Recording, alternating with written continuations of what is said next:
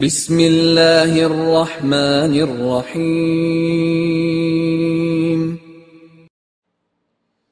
السلام علیکم ورحمۃ اللہ وبرکاتہ۔ الحمد للہ وکفی وسلام علی عبادہ الذین اصطفی، اما بعد۔ حاضرین و ناظرین، یہ درس نمبر 26 ہے اور آج کے اس درس کا عنوان ہے کہ بہترین اسلام یہ ہے کہ کھانا کھلائیے اور ہر ایک کو سلام کیجیے۔ اس مضمون کی تائید یہ حدیث کرتی ہے جو ہم آپ کے سامنے پڑھ رہے ہیں۔ بسم اللہ الرحمن الرحیم۔ عن عبد الله بن عمرو رضی اللہ عنہما ان رجلا سأل رسول اللہ صلی اللہ علیہ وسلم ای الاسلام خیر قال تطعم الطعام وتقرأ السلام على من عرفت ومن لم تعرف، رواہ البخاری۔ ترجمہ یوں ہے، حضرت عبداللہ ابن عمرو رضی اللہ عنہما سے روایت ہے کہ ایک آدمی نے رسول رحمت صلی اللہ علیہ وسلم سے پوچھا کون سا اسلام بہتر ہے؟ آپ صلی اللہ علیہ وسلم نے فرمایا کھانا کھلانا اور سلام کہنا ان لوگوں کو جنہیں تم جانتے ہو اور ان لوگوں کو بھی جنہیں تم نہیں جانتے۔ بزرگان محترم، صحابہ کرام رضی اللہ عنہم رسول رحمت صلی اللہ علیہ وسلم سے مختلف مواقع پر مختلف مجالس میں مختلف قسم کے سوالات کیا کرتے تھے۔ صحابہ کرام رضی اللہ عنہم کے ان سوالوں نے امت کو ڈھیر سارا علم بخشا، اور یہ حقیقت ہے کہ سوال کرنے سے علم میں اضافہ ہوتا ہے، اور جب علم میں اضافہ ہوتا ہے تو عمل میں بھی اضافہ ہوتا ہے، اور آدمی کا عمل یعنی اس کے اچھے اعمال اس کے ایمان میں اضافہ کرتے ہیں، اس کے ایمان کو مضبوط کرتے ہیں۔ ایک صحابی کا رسول رحمت صلی اللہ علیہ وسلم سے یہ سوال تھا۔ یہ سوال کس صحابی نے کیا تھا اس کی وضاحت روایات میں نہیں ہے۔ ہمیں سوال کرنے والے کی تحقیق سے زیادہ اس جواب پر توجہ دینا چاہیے جو جواب اس سوال کے جواب میں رسول رحمت صلی اللہ علیہ وسلم نے ہمیں دیا ہے۔ اس سوال کے جواب میں کہ وہ صحابی سوال کرتے ہیں کہ اسلام کی ای الاسلام خیر، اسلام کی کون سی خصلت بہتر ہے؟ اس سوال کے جواب میں رسول رحمت صلی اللہ علیہ وسلم نے دو خصلتوں کا تذکرہ فرمایا اور امت کو ان دو باتوں پر عمل کرنے کی تلقین فرمائی۔ پہلی خصلت کہ تطعم الطعام، کہ تم لوگوں کو کھانا کھلاؤ، کھانا کھلانے کی عادت ڈالو، اور دوسری بات یہ کہ وتقرؤ السلام، سلام کرو۔ لیکن سلام کرنے میں یہ بات یاد رکھو کہ تمہارے ذہن میں یہ بات نہ ہو کہ میں سلام صرف اسی کو کروں گا جس کو میں جانتا ہوں، پہچانتا ہوں، اور جس کو میں نہیں پہچانتا اس کو کیوں سلام کروں؟ پیغمبر نے اس غلط خیال کو ذہنوں سے نکال دیا اور فرمایا کہ علی من عرفت ومن لم تعرف، کہ جس کو تم پہچانتے ہو اس کو بھی سلام کرو، اور جس کو تم نہیں پہچانتے اور تمہیں معلوم ہے کہ وہ مسلمان ہے وہ حقدار ہے اس بات کا کہ تم اس کو سلام کرو۔ ہر ایک کو سلام کرنا چاہیے، اس سے تمہاری شناخت ہو، پہچانت ہو، رشتہ داری نہ ہو، مالی معاملات ہو یا معاملات نہ ہو، پڑوسی ہو یا نہ ہو، دوستی ہو یا نہ ہو، اپنے مکتب فکر کا ہو یا نہ ہو، اپنے مسلک کا ہو یا نہ ہو، اپنے خیالات کا ہو یا نہ ہو، جو بھی مسلمان ہمارے سامنے آئے ہماری ذمہ داری ہے، پر واجب ہے کہ ہم اس کو سلام کریں۔ افراد امت کو چاہیے کہ دین اسلام کی خصلتوں میں سے ان دو بہترین خصلتوں کو اپنی زندگی کا وظیفہ بنا لیں۔ ان دونوں خصلتوں کا تعلق حقوق العباد سے ہے۔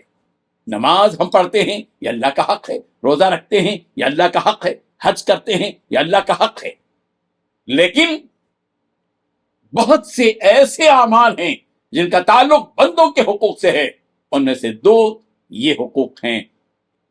ایک تو یہ کہ کھانا کھلاؤ، پہلی خصلت اور حالت یہ ہے کہ ہم کھانا کھلائیں۔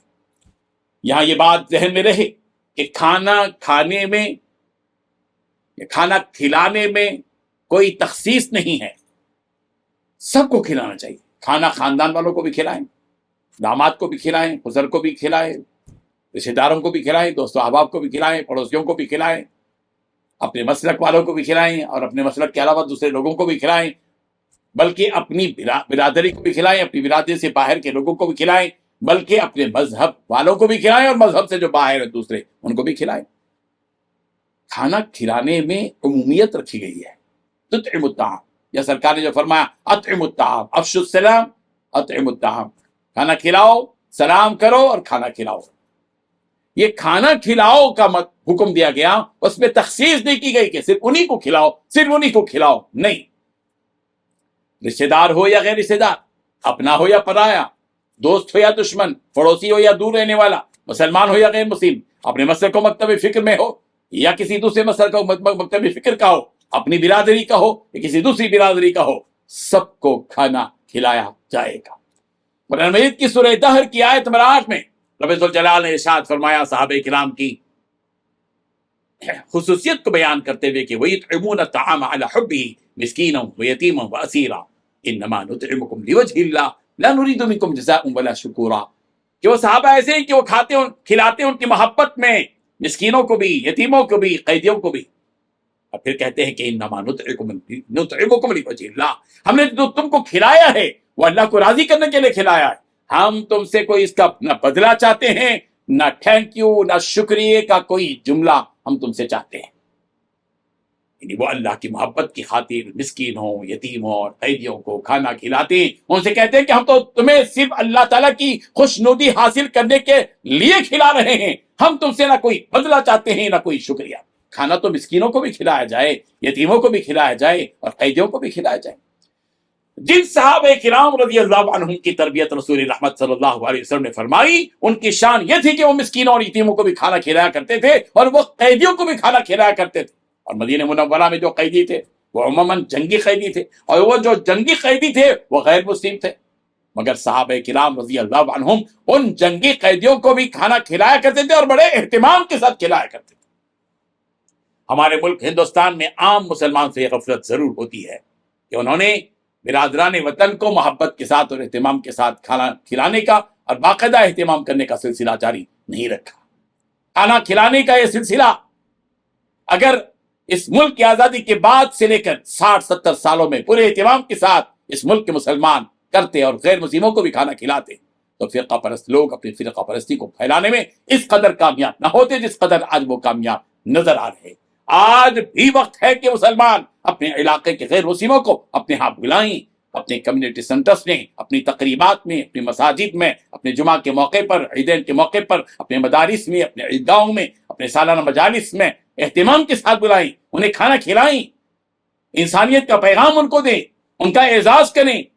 یقین ہے کہ اگر یہ سلسلہ ہندوستانی مسلمان شروع کر دیں گے تو فرقہ پرستوں کی سازشوں پر پانی پھر جائے گا۔ بہرحال کھانا کھلانا یہ خصلت اور صفت اسلام کی بہترین خصلتوں اور صفتوں میں سے ایک ہے۔ اور دوسری خصلت یہ ہے کہ ہم انہیں بھی سلام کریں جس سے ہماری پہچانت ہو، اور مسلمانوں کو بھی سلام کریں جس سے ہماری پہچانت نہ ہو۔ اسلام کی تعلیمات میں کہیں یہ بات نہیں ہے کہ ہم صرف اپنی برادری کے لوگوں کو سلام کریں، اپنے مسلک کے لوگوں کو سلام کریں، اپنے مکتب فکر سے وابستہ افراد کو سلام کریں اور اپنے ہی محلے کے افراد کو سلام کریں۔ یاد رکھیے سلام ایک دعا ہے جو ایک مسلمان دوسرے مسلمان کو دیتا ہے، اس میں اس طرح کی تنزیہی نامناسب ہے۔ اخوت اسلامی پر یہ مزاج بدنما داغ ہے کہ ہم صرف ان لوگوں کو سلام کریں جن کو ہم پہچانتے ہوں، بلکہ ہماری ذمہ داری ہے کہ ہم ان کو بھی سلام کریں جن کو ہم پہچانتے ہیں، ان کو بھی سلام کریں جن کو ہم نہیں پہچانتے۔ یہ ہے وہ تعلیمات جو نبی رحمت حضرت محمد مصطفیٰ صلی اللہ علیہ وسلم نے مدنی معاشرے میں ہم سب کو دی ہیں۔ قیامت تک کے آنے والے مسلمانوں کو بھی چاہیے اپنی نسلوں کے اندر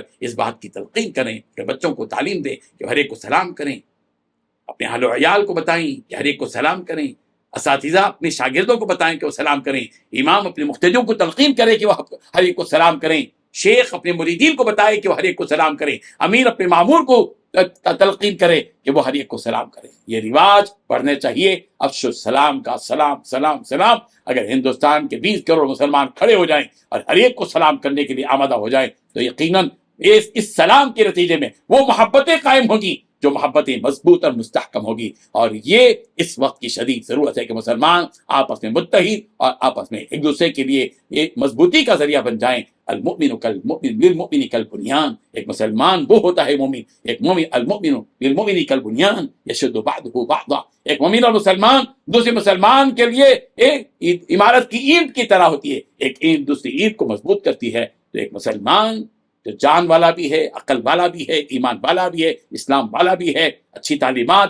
اس کو دی گئی ہے، اسلام اس کے پاس موجود ہے، چاہیے اس کو کہ وہ ایک دوسرے مسلمان کو مضبوط کرے، اور مضبوطی کے لیے محبت لازمی ہے، اور محبت کا فارمولہ یہ ہے کہ ہم ایک دوسرے کو سلام کریں۔ اللہ تبارک و تعالی ہم سب کو عمل کی توفیق عطا فرمائے، آمین۔ وآخر دعوانا ان الحمد للہ رب العالمین۔